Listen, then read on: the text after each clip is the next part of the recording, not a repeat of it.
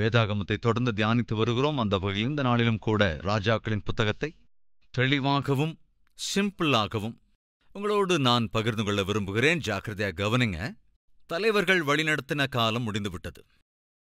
மோசே 40 வருடங்கள், யோசுவா 25 வருடங்கள் இஸ்ரவேல் ஜனங்களை வழிநடத்தினார்கள். ஆக 65 வருடங்கள் தலைவர்கள் வழிநடத்தினார்கள். அதைத் தொடர்ந்து யோசுவா மரிக்கிறான். அவனுடைய மரணத்திற்கு பிறகு வழிநடத்திய யோசுவாவையோ தேவனாகிய கர்த்தரையோ அறியாத ஒரு ஜனம் எழும்பியது.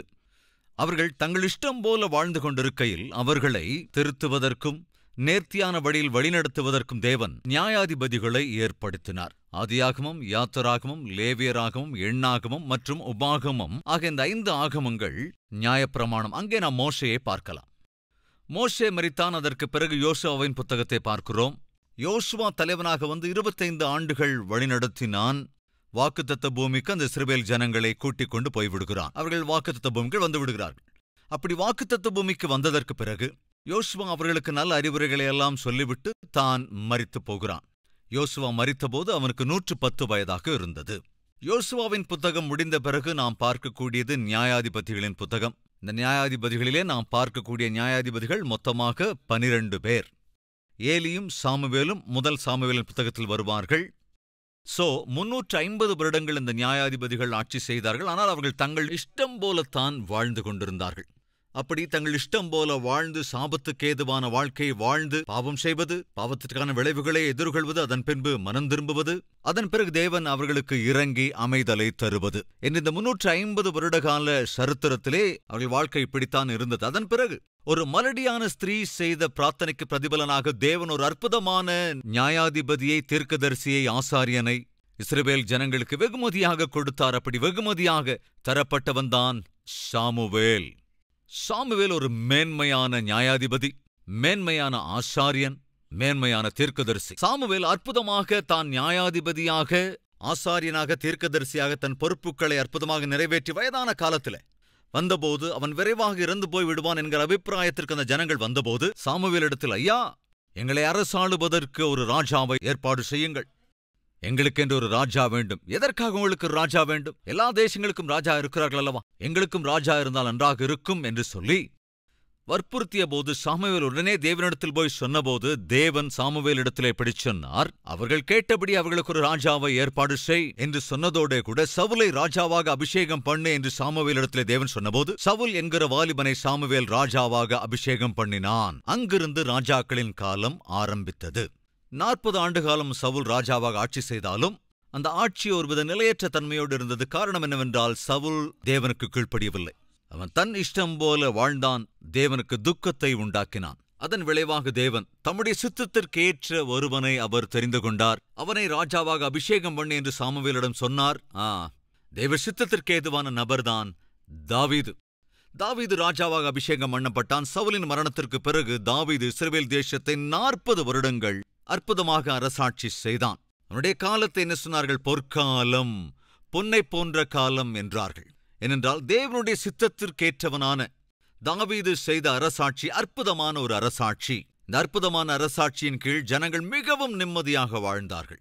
அது மாத்திரமல்ல, தாவீது அரசாட்சி செய்த அந்த காலத்தில் எங்குமே கூட பெரிஷியரோ, அமலேக்கியரோ, எமோரியரோ, மோவாபியரோ இவர்கள் யாருமே கூட பாகால் தேவதைகளை கொண்டு வந்த அந்த தேசத்திலே ஆராதிக்க முயற்சி செய்யவே இல்லை. காரணம் என்னவென்றால் தாவீது தானும் நீதியாக வாழ்ந்தான், தேவனுடைய சித்தத்தின்படி செய்தான், பிரஜைகளையும் கூட அதே விதத்திலே தேவன் பட்சமாய் திருப்பினான். அற்புதமான ஆட்சியை கொடுத்து தான் மரிப்பதற்கு முன்பு தன்னுடைய மகனான சாலமோனுக்கு தேவையான அறிவுரைகளை சொல்லி தாவீதும் மரித்து போனான். சாலமோன் இளையவன். அவன் சுமார் தன்னுடைய 17வது வயதுல ஆளுகை செய்ய ஆரம்பித்தவன். எப்படி ஆரம்பித்தான்? ஜெபத்தோடே கூட ஆரம்பித்தான். ஜெப ஆலய கட்டுமானத்தோடு கூட ஆரம்பித்தான். அற்புதம். சாலமோனுடைய துவக்க காலம், துவக்க நாட்கள் மிகவும் அற்புதமாகத்தான் இருந்தது. அற்புதமாக ஆட்சி செய்ய காரணம் என்னவென்றால் ஜெபத்தோடு கூட தன் ஆட்சியை அவன் ஆரம்பித்தான். அற்புதம். உங்கள் நாளை தேவனோடு கூட ஆரம்பிச்சு பாருங்க. உங்களுடைய பணிகளை ஜெபத்தோடு கூட ஆரம்பிங்க. உங்களுடைய பிரயாசங்களை ஜெபத்தோடு ஆரம்பிச்சு பாருங்க. உங்கள் பிரயாணங்களை ஜெபத்தோடு கூட ஆரம்பிச்சு பாருங்க. நீங்கள் செய்கிற எல்லா பணிகளையும் ஜெபத்தோடு ஆரம்பிச்சு பாருங்க. அற்புதமா இருக்கும். உன்னுடைய வாழ்க்கை அற்புதமா இருக்கும். உன்னுடைய செய்கைகள் கூட அற்புதமானதாக இருக்கும். எப்பொழுது சாலமோன் தன்னுடைய பணிகளை ஜெபத்தோடு ஆரம்பித்தானோ, ஜெபாலய கட்டுமானத்தை ஆரம்பித்தானோ, அப்பொழுது சாலமோனின் வாழ்க்கை மிகவும் அற்புதமானதாயிருந்தது, முன்னுதாரணமாயிருந்தது, ஆசீர்வாதகரமானதாயிருந்தது. ஜெப ஆலயத்தை அவன் நேசித்தான், ஆலயத்தின் மீது அதிக அக்கறை செலுத்தினான். அதுவரை சாலமோன் அற்புதமாய் வாழ்ந்தான். ஆனால் எப்பொழுது ஆலயத்தின் மீது அவனுக்கு அக்கறை குறைந்ததோ, ஆலயத்தை அலட்சியம் செய்தானோ, அப்பொழுது பாவத்தின் பக்கம் போய்விட்டான். சகோதர சகோதரிகளே, கவனிக்கிறீங்களா? சாலமோன் ஆலயத்தின் மீது பற்றுதலாயிருந்த போது, ஆலயத்தை அவன் நேசித்த போது, ஆலய கட்டுமானத்தில் அக்கறை செலுத்திய போது அவனுடைய வாழ்க்கை ரொம்ப நல்லா இருந்ததுங்க. இந்த சரீரம் தேவனுடைய ஆலயம், அதை நீ ஜாக்கிரதையாய் காத்துக்கொள்ள வேண்டும். இந்த சரீரத்தின் மீது கவனமாயிரு. இந்த சரீரத்தில் ஆவிக்குரிய அஸ்திபாரங்களை எழுப்பு. இந்த தேவனுடைய ஆலயத்தை பரிசுத்த குலைச்சலாக்காதே. இந்த தேவனுடைய ஆலயத்தை பரிசுத்தமில்லாத காரியங்களால் நிரப்பாதே. அதன் மீது நீ பற்றுதலாயிருக்கிற வரைக்கும், அதை நீ பரிசுத்தமாய் காத்துக்கொள்ளுகிற காலம் வரைக்கும் உன் வாழ்க்கை ரொம்ப நல்லா இருக்கும். அநேகருக்கு அது ஆசீர்வாதகரமாக இருக்கும், அதோடு முன்னுதாரணமானதாயிருக்கும். இதை நீ அலட்சியம் செய்து ஒருவேளை அதில் பாவத்திற்கு இடம் கொடுப்பாய் என்றால் விழுதல் ஆரம்பித்து விடும். அதுதான் நடந்தது சாலமோனின் வாழ்க்கையில. பாவத்தை ஆரம்பித்து விட்டான், பாவ காரியங்களுக்கு இடம் கொடுத்து விட்டான், பாவமுள்ள திருமணங்களை செய்தான், அதன் விளைவாய் விழுந்தான். சாலமோனுடைய அரசாட்சி விழுந்து போனது. விழுந்து போன பின்பு, அதாவது 40 வருட காலம் சாலமோன் அரசாட்சி செய்து, அதன் பின்பு அவன் பாவத்திலே உழன்று தேசத்தை 2 துண்டாகுவதற்கு வழிவகுத்து விட்டான். அவன் செய்த பாவத்தினாலே, பின்னாட்களில் கொடுத்த பாவ ஆட்சியினாலே தேவன் சாலமோனை எச்சரித்த போதும் கூட சாலமோன் அதை கேட்கவில்லை. தேவன் சொல்லிவிட்டார், உன் ராஜ்யத்தை நான் 2 துண்டாக உடைத்து விடுவேன் என்று. அதே சமயத்தில் தாவீதுக்கு வாக்கு பண்ணியிருந்தார். தாவீதுக்கு வாக்கு பண்ணியிருந்தார் என்றால், தாவீதினுடைய முற்பிதாவாகிய ஆபிரகாமுக்கு தேவன் வாக்கு பண்ணியிருந்தார், உன் சந்ததியை நான் எப்பொழுதும் காப்பேன் என்று. தாவீதின் சிங்காசனத்தை காப்பேன் என்று உடன்படிக்கை நான் செய்திருப்பதனாலே தாவீதின் சிங்காசனத்தை காப்பாற்றுவேன் என்று சொன்னபடி செய்தார். அந்த சிங்காசனத்தை காப்பாற்றுகிற செய்கையில்தான் யூதா ராஜ்யம் வந்தது. யூதா கோத்திரமும் பென்யமீன் கோத்திரமும் யூத ராஜ்யமாக பிரிந்து போயிருந்தது. மீதமுள்ள 10 கோத்திரங்கள் இஸ்ரவேல் ராஜ்யம் என்று 2 உடைந்து போயிற்று. இங்கேதான் சாதாரணமாக ராஜாக்களின் புத்தகத்தை நாம் பார்க்கிறோம். அதேபோல நாளாகமம் புத்தகத்திலும் கூட 1 ராஜாக்கள் 2 ராஜாக்கள் என்று 2 புத்தகங்கள் தனித்தனியாக இருக்கிறது. ஆனால் எபிரேய வேதாகமத்திலே ராஜாக்களின் புத்தகம் ஒரே புத்தகமாகவும், அதேபோல நாளாகமங்களின் புத்தகமும் கூட ஒரே புத்தகமாகத்தான் இருக்கிறது. நாம் புரிந்து கொள்ள வசதியாக அதன் பின்பு 2 புத்தகங்களாக டிவைட் பண்ணியிருக்கிறார்கள். இப்பொழுது ராஜாக்களின் புத்தகத்திற்கு வந்திருக்கிறோம் என்பதனால் கன்ஃபியூஷன் இல்லாமல் நீங்க கவனமா இந்த விஷயங்களை, அதாவது ராஜாக்களை குறித்து நான் உங்களுக்கு தெரிவிக்க விரும்புகிறேன். யூதா ராஜ்யத்திற்கு 2 கோத்திரங்கள், அதாவது ஒன்று யூதா கோத்திரம், இன்னொன்று பென்யமீன் கோத்திரம். மீதி 10 கோத்திரங்கள் ஒன்றாக சேர்ந்து இஸ்ரவேலின் ராஜ்யம். இந்த இஸ்ரவேலின் ராஜ்யம் வடபகுதியில், அதாவது நாம நார்த் இந்தியான்னு சொல்றோம்ல, அந்த மாதிரி நார்த்தில், அதே போல சவுத் இந்தியா அப்படின்னு சொல்றோம் இல்லையா, அப்படி சவுத்தில் உள்ளது யூதா ராஜ்யம், நார்த்தில் இருந்தது இஸ்ரவேல் ராஜ்யம். இஸ்ரவேல் ராஜ்யத்தினுடைய கேபிட்டல் சிட்டி, அதாவது முக்கிய நகரம் எதுவென்றால் சமாரியா பட்டணம். அதே போல யூத ராஜ்யத்தின் முக்கிய பட்டணம் எருசலேம். இதை நீங்க ஞாபகத்தில் வச்சுக்கணும். தலைவர்களின் காலம் முடிந்து போயிற்று, நியாயாதிபதிகளின் காலமும் முடிந்து விட்டது. தொடர்ந்து ராஜாக்களின் காலம் வந்தது. இந்த ராஜாக்களின் காலம் என்பது சுமார் 400 - 500 வருட காலங்கள் அந்த ராஜாக்கள் ஆண்ட காலம். அதாவது நாம் இங்கே பார்க்கக்கூடிய 1 ராஜாக்களின் புத்தகம் இருக்கிறது அல்லவா, இந்த 1 ராஜாக்களின் புத்தகம் சுமார் 120 வருடங்களை நமக்கு தெரிவிக்கிறது. எத்தனை காலங்க? இந்த 1 ராஜாக்களின் புத்தகம் 120 வருட காலத்தை நமக்கு அறிவிக்கிறது. இந்த 1 ராஜாக்களின் புத்தகமும் 2 ராஜாக்களின் புத்தகமும் இரண்டும் சேர்ந்து 300 வருட காலத்தை சுமார் காட்டுகிறது. 300க்கு அப்படி இப்படி இல்ல, அந்த பக்கம்தான். ஷோ, இந்த ராஜாக்களின் ஆட்சி காலத்திலே தேவன் யாரை அனுப்பி வைத்தார்? தீர்க்கதரிசிகளை அனுப்பி வைத்தார். எதற்காக அனுப்பினார்? இந்த ராஜ்யம் நான் ஆரம்பித்த ராஜ்யம், நான் ஸ்தாபித்த ராஜ்யம். ஆபிரகாமுக்கு நான் வாக்கு பண்ணியிருந்தேன், உன் சந்ததியை பெருக பண்ணுவேன், ராஜ்யமாய் ஆக்குவேன் என்றேன். உன் சந்ததியின் மூலமாக சகல ஜனங்களையும் சகல தேசங்களையும் ஆசீர்வதிப்பேன் என்று வாக்கு பண்ணியிருக்கிறேன், உடன்படிக்கை செய்திருக்கிறேன். எனவே அந்த உடன்படிக்கையை நான் மீறமாட்டேன். என் ஜனங்களை என் ஜனமாகத்தான் நான் பாவிப்பேன்.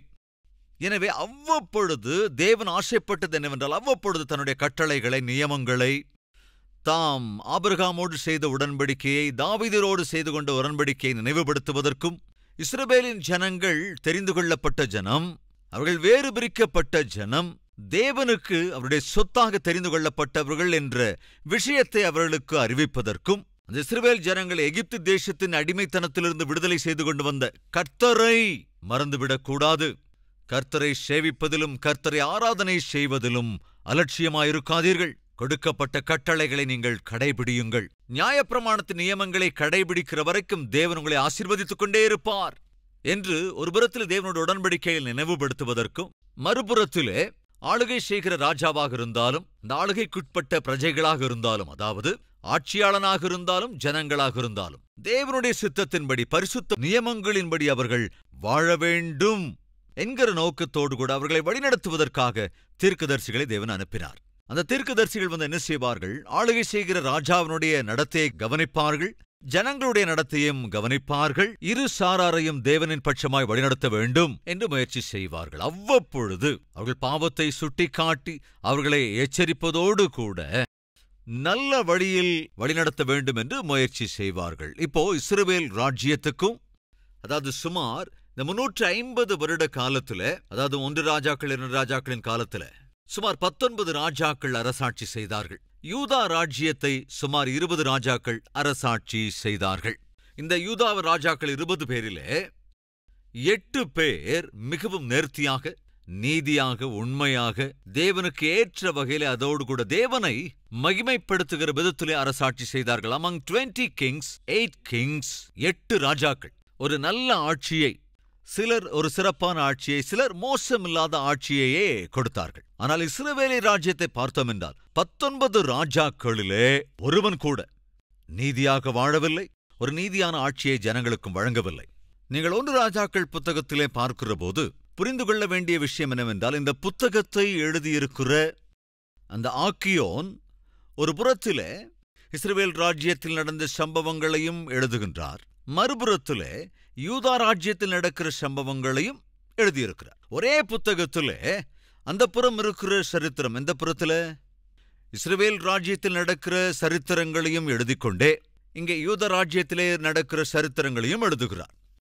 அதனால கன்ஃபியூஸ் ஆயிடக்கூடாது. ஒரு எக்ஸாம்பிள் நான் சொல்றேன். இந்த ராஜாக்களின் புத்தகத்தை எப்படி டிவைட் பண்ணியிருக்காங்கன்னா, முதலிலிருந்து 11ஆம் அதிகாரம் வரைக்கும் 1 ராஜாக்களின் புத்தகத்துல 1லிருந்து 11ஆம் அதிகாரம் வரைக்கும் அரசாட்சியின் ஆரம்பம், அதேபோல ஜெபம் ஆரம்பம், அதேபோல ஆலயம் தொடங்கினதையும் பார்க்க முடியும் முதல் 11 அதிகாரங்களிலே. அதன் பிறகு ஆலய கட்டுமானம் முடிந்ததற்கு பிறகு சாலமோனுடைய விடுதலும் கூட 11ஆம் அதிகாரத்திலேயே ஆரம்பித்து விடுகிறது. 12ஆம் அதிகாரத்திலிருந்து 16ஆம் அதிகாரம் வரைக்கும் சாலமோனின் வாழ்க்கை சரியாக இல்லாததினாலே தேசமே 2ஆக உடைந்து போவதை நாம் பார்க்க முடியும். இப்படி 12 முதல் 16ஆம் அதிகாரம் வரைக்கும் நாம் எதை பார்க்கிறோம்? எந்த விதத்திலே யுனைடெட் கிங்டம், அதாவது ஒன்றாக இருந்த ராஜ்யம் 2ஆக உடைந்து போனதோ, இதை 12, 13, 14, 15, 16ஆம் அதிகாரங்களிலே நாம் பார்க்க முடியும். 17ஆவது அதிகாரத்திற்கு வருகிற போது தீர்க்கதரிசிகளின் பிரவேசத்தை நாம் பார்க்க முடியும். அப்போ தீர்க்கதரிசி யாரு? சாதாரணமான அப்படி இப்படி தீர்க்கதரிசி இல்லைங்க, மிகவும் வைராக்கியமுள்ள தீர்க்கதரிசி. அவனுடைய வருகையை நாம் பார்க்க முடியும். அந்த நாட்கள் ஆகாப் அரசாட்சி செய்து கொண்டிருந்த நாட்கள், இஸ்ரவேல் தேசத்தை ஆகாப் அரசாண்டு கொண்டிருந்த நாட்கள். இப்போ 16ஆவது அதிகாரத்தை கொஞ்சம் பார்த்துடலாம். 1 ராஜாக்களின் புத்தகம் 16:29. யூதாவின் ராஜாவாகிய ஆசாவின் 38ஆம் வருஷத்தில், யூதா ராஜ்யத்தை யார் ஆளுகை செய்யறது? ஆசா ஆளுகை செய்து கொண்டிருந்தான். பாருங்க, ஆக்கியோ நீங்க என்ன சொல்றான்னு கவனிங்க. இந்த புத்தகத்தை தேவன் எழுத வைத்த போது எப்படி எழுத ஏவுகிறார் கொஞ்சம் கவனிங்க. யூதாவின் ராஜாவாகிய ஆசா, அதாவது ஆசா யூதா ராஜ்யத்தை ஆளுகை செய்து கொண்டிருந்த நாட்களிலே 38ஆம் வருஷத்தில் உம்ரியின் குமாரனாகிய ஆகாப் இஸ்ரவேலின் மேல் ராஜாவாகி சமாரியாவில் இஸ்ரவேலின் மேல் 22 வருஷம் ராஜ்யபாரம் பண்ணினான். அந்த பக்கம் ஆசா ஆளுகை செய்து கொண்டிருந்த நாட்களில் இந்த பக்கம் ஆகாப் என்பவன் அரசாட்சி செய்தான். அதாவது இந்த புத்தகத்தின் ஆக்கியோன் 2 ராஜ்யங்களையும் பேரலா எழுதிக்கிட்டே போறாரு. 2 ராஜ்யங்கள்ல என்ன நடக்குதோ அதை அப்படியே சொல்லிட்டே போறாரு. அதனால நீங்க கவனமா இருக்க வேண்டியது எதுலன்னா, முதல்ல நாம தெரிஞ்சுக்க வேண்டியது இஸ்ரவேலை ஆளுகை செய்த ராஜா யார், அதை தொடர்ந்து தெரிந்து கொள்ள வேண்டியது யூதாவை ஆளுகை செய்தவர்கள் யார்? நீங்க அந்த பைபிள்ல இருக்கிற மேப்பை கவனிச்சா தெரியும். இந்த மேப்பை கவனிச்சா உங்களுக்கு இருக்கிற எல்லா கேள்விகளுக்குமான பதிலை அதுவே தந்துரும். எனவே முதலாவது நீங்க கொஞ்சம் கவனமா, அதாவது நான் சொன்னபடி இஸ்ரவேலை ஆளுகை செய்த ராஜாக்கள் யாருங்க? யெரொபெயாம், பாஷா, ஏலா, ஷிம்ரி, ஒம்ரி, ஆகாப். அப்ப நாம எங்க இருக்கோம்? ஆகாபோட காலத்துல இருக்கோம். ஆகாபின் காலம். அதே போல இங்க நாம கவனிச்சோன்னா, கீழே நாம கவனிச்சோன்னா, ஆகாபின் காலத்துல இங்க யார் வருது? ஆசா. அங்க ஆகாப் ஆளுகை செய்து கொண்டிருந்த நாட்களிலே தீர்க்கதரிசியாக தேவன் யாரை அனுப்பி வைத்தார்? எலியாவை அனுப்பி வைத்தார். ரைட்? இப்போ கீழே இதே காலகட்டத்தில் அகத்சியா என்பவன் ஆளுகை செய்து கொண்டிருந்த நாட்களில கீழே பார்த்தோன்னா அங்க யார் வந்தது? யோவேல். யோவேல் என்ற இந்த தீர்க்கதரிசி இருக்கிறான் அல்லவா, அவன் எப்போ வந்தானா? கீழே அப்கோர்ஸ் யோவேல் வந்து இஸ்ரவேல் ராஜ்யத்திற்கான தீர்க்கதரிசி அல்ல. குறிப்பிடப்பட்ட தீர்க்கதரிசிகள் தான் இஸ்ரவேல் ராஜ்யத்தினுடைய தீர்க்கதரிசிகள். அதேபோல இங்க யோவேல் யாருக்கான தீர்க்கதரிசி? யோசபாத், யோராம். இவர்கள் இருவரும் இருக்கிற காலத்துல யோவேல் தீர்க்கதரிசியாக இருந்தான். யோவேல் தீர்க்கதரிசியோ யூதா ராஜ்யத்திற்கான தீர்க்கதரிசி. சரியா? ஏசாயா தீர்க்கதரிசி யூதா ராஜ்யத்தின் தீர்க்கதரிசி. அதேபோல மீகாவும் கூட யூதா ராஜ்யத்திற்கான தீர்க்கதரிசி. செப்பனியா அவனும் யூதா ராஜ்யத்திற்கான தீர்க்கதரிசி தான். ஆபகூக் யூதா ராஜ்யத்தின் தீர்க்கதரிசி. எரேமியா யூதா ராஜ்யத்தின் தீர்க்கதரிசி. இப்ப உங்களுக்கு புரிஞ்சிருக்கும். எரேமியா, ஆபகூக், செப்பனியா, மீகா, ஏசாயா, அதேபோல யோவேல், இவங்க எந்த தேசத்துக்கு தீர்க்கதரிசிகள்? யூதா ராஜ்யத்தாருக்கு புத்தி சொல்லவும் அவர்களை நல்ல வழியிலே நடத்துவதற்கும் தேவனால் ஏற்பாடு செய்யப்பட்ட தீர்க்கதரிசிகள் இவர்கள். அதேபோல இப்போ மேல பார்த்தோன்னா எலியா, எலிசா, ஆமோஸ், ஹோசியா, இவங்களாம் யாரோட தீர்க்கதரிசிகள்? இஸ்ரவேல் தேசத்துக்கான தீர்க்கதரிசிகள். ஒபதியா, பைபிள்ல ஒபதியா இருக்கார்ல, இந்த ஒபதியா தீர்க்கதரிசி எந்த ராஜ்யத்துக்கு தெரியுமாங்க உங்களுக்கு? ஏதோம் என்ற ராஜ்யத்திற்காக. ஏதோம் என்ற ராஜ்யத்தை நல்வழிப்படுத்துவதற்கும் தேவன் ஒபதியா என்ற தீர்க்கதரிசியை தெரிந்து கொண்டிருந்தார். அதேபோல யோனா தீர்க்கதரிசி. அந்த யோனாவை தீர்க்கதரிசியாக தேவன் யாருக்காக தெரிந்து கொண்டார்? சொல்லுங்க பார்க்கலாம். எல்லாருக்கும் தெரிஞ்சதானே. அவன் எங்க போனா? நினிவே பட்டணத்துக்கு. எதற்காக தேவன் நினிவே பட்டணத்துக்கு யோனாவை அனுப்பினார் தெரியுமா? நினிவே பட்டணம் அசீரிய சாம்ராஜ்யத்தின் கேபிட்டல் சிட்டி. கவனிங்க, அசீரிய சாம்ராஜ்யத்தின் கேபிட்டல் சிட்டி. கன்ஃபியூஸ் ஆயிடாதீங்க. என்ன பிரதர் இங்க வந்து திடீர்னு அசீரியான்லாம் சொல்றீங்க? Very very simple. நம்ம இது வரைக்கும் பார்க்குற ராஜ்யங்கள் எத்தனை? யூதா ராஜ்யம், இஸ்ரவேல் ராஜ்யம். சோ இதை மட்டும் நீங்க நல்லா ஞாபகத்தை வச்சுக்கோங்க போதும். இஸ்ரவேல் ஜனங்கள் தேவன் எச்சரித்த போதும் கூட அவர் வார்த்தையை கேளாமல் தங்கள் இஷ்டப்படி ஆளுகை செய்து தொடர்ந்து கொண்டிருந்தார்கள். அப்படி போய்க் கொண்டிருந்த நாட்களிலே ஒரு நாள் வந்தது. தேவனுடைய கோபம் பயங்கரமாய் மூண்டது.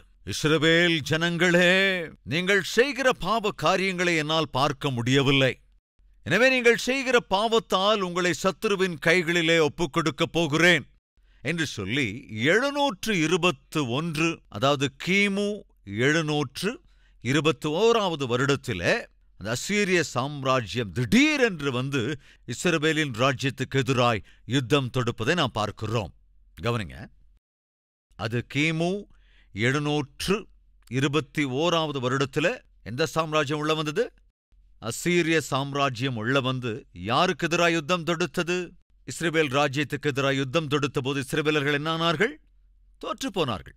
தோற்றுப்போன இஸ்ரவேல் ராஜ்யத்தின் 10 கோத்திரங்களை, கோத்திரத்தாரை அசீரிய ராஜா என்ன செய்கிறான்? அவர்களை அடிமைப்படுத்தி, சிறைப்படுத்தி, அடிமைகளாய் தன்னுடைய ராஜ்யத்திற்கு கொண்டு போய் விடுகிறான்.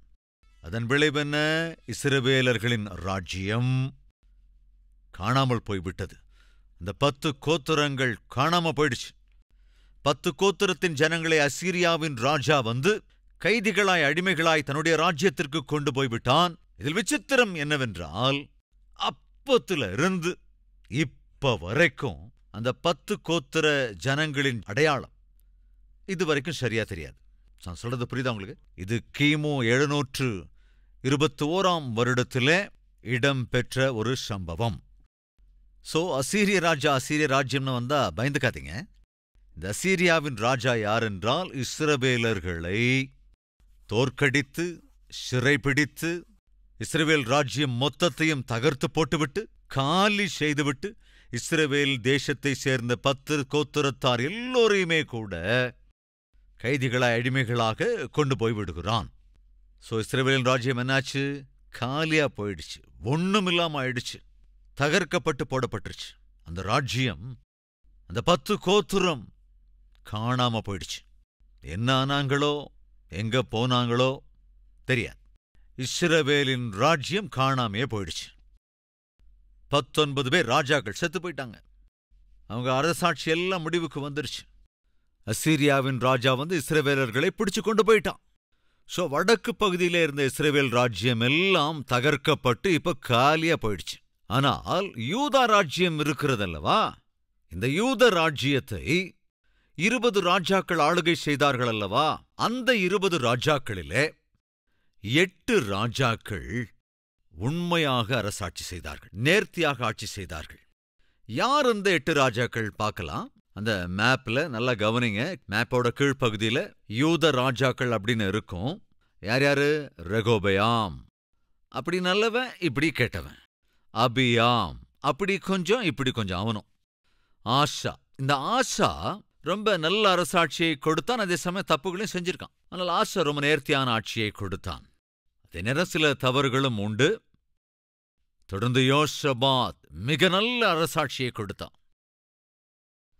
அமத்சியா, அவரும் நல்ல ஆட்சியை கொடுத்தான். தொடர்ந்து உசியா முதல்ல நல்ல ஆட்சி கொடுத்தான், அதுக்கப்புறம் தப்பு பண்ணி அதுக்கான விளைவுகளையும் அனுபவிச்சான். யோதாம், அவனும் ஒரு நல்ல ஆட்சியை கொடுத்தான். எசேக்கியா மிக நல்ல ஆட்சியை கொடுத்தவன். மனாஷே, எல்லாரை காட்டிலும் அதிக காலம் அரசாட்சி செய்தவன் மனாஷேதான். ஆனால் ஒரு நீண்ட காலம் பாவ வாழ்க்கை வாழ்ந்தான். தேவன் சிட்சித்தார், மனம் கசந்து மன்னிப்பு கேட்டான். எனவே தேவன் மனாசேக்கு இறங்கி மறுபடியும் அவனுக்கு ஒரு நல்ல ஆட்சி செய்யும்படி வாய்ப்பை தந்தார். அப்படி மனம் திரும்பின மனாஷே தன்னுடைய ராஜ்யத்திற்கு அற்புதமான ஆட்சியை கொடுத்தான் அவன் இறப்பதற்கு முன்பு. அப்படி மனாசே முதல்ல நல்லவனா இருக்கல, ஆனா அதுக்கப்புறம் திருந்தி ஒரு அருமையான ஆட்சியை அவன் கொடுத்தான். அதற்கப்புறம் நாம பார்க்கிற ராஜா யோசியா, அவரும் அற்புதமான ஒரு ஆளுகையை செய்தான். ரைட், இந்த யோசியா இறந்ததற்கு பிறகு அவனுக்கு பிறகு வந்தவனான யோவகாஸ், பின்பு யோயாக்கீம், யோயாக்கீம் 2, அப்புறம் சிதேக்கியா, ஒருவர் பின் ஒருவராக இவர்கள் ஒருவர் பின் ஒருவராக பொல்லாப்பான வாழ்க்கை வாழ்ந்து பாவம் நிறைந்தவர்களாக ராஜ்ய மொத்தத்தையும் பாவத்துக்குள்ளாக்கி விட்டார்கள். ஜாக்கிரதையா கவனிங்க. பாவம் செய்து கொண்டே இருந்த இஸ்ரவேல் ஜனங்கள் என்ன ஆனார்கள்? கைதிகளாய் அடிமைகளாய் கொண்டு போகப்பட்டார்கள். ஆனால் உத்தமமான ஆட்சியை கொடுத்த சில ராஜாக்களினாலே யூதா ராஜ்யம் தப்பி பிழைச்சிருச்சுங்க. உங்களுக்கு புரியுதா? நாட்டுக்கு எஜமானனாக இருக்கிற ராஜா சரியாக ஆளுகை செய்யாவிட்டால் அந்த ராஜ்யம் காணாமல் போய்விட்டது. வீட்டுக்கு எஜமானனாகிய கணவனாகிய நீ, வீட்டுக்கு விளக்காக இருக்கிற மனைவியாகிய நீ, உன் வீட்டை ஆவிக்குரிய பிரகாரமாய் கொண்டு போகாவிட்டால் குடும்பமே காணாமல் போய்விடும். குடும்பம் மொத்தத்தையும் சாத்தான் என்ன செய்வான்? தன் வசமாக இழுத்துக்கொண்டு போய்விடுவான். நாசம் பண்ணுவதற்கு, நிம்மதி இல்லாமல் செய்வதற்கு, நரகத்துக்கு கொண்டு போவதற்கு அவன் ஈர்த்துக் கொள்ளுவான். எனவே ஒவ்வொரு வீட்டிலும் இருக்கிற தந்தை, ஒவ்வொரு தாயும் தயவு செய்து மறக்காம ஜெபம் பண்ணுங்க. ஜெபம் என்பது வீட்டுக்கு மிக மிக முக்கியம்.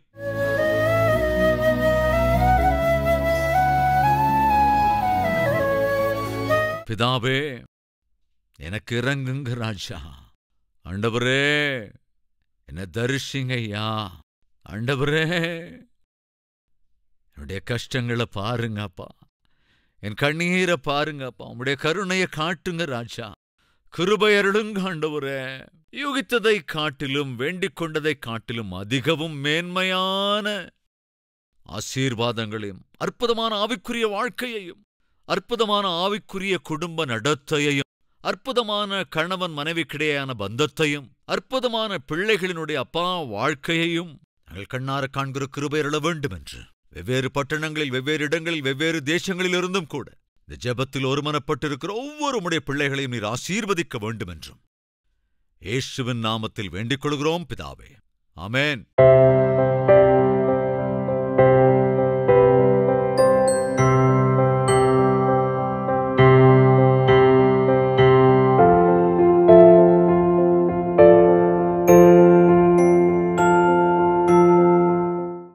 எங்கள் முகவரி கல்வரி, தபால் பெட்டி எண் 30, குக்கட்பள்ளி, ஹைதராபாத் 72.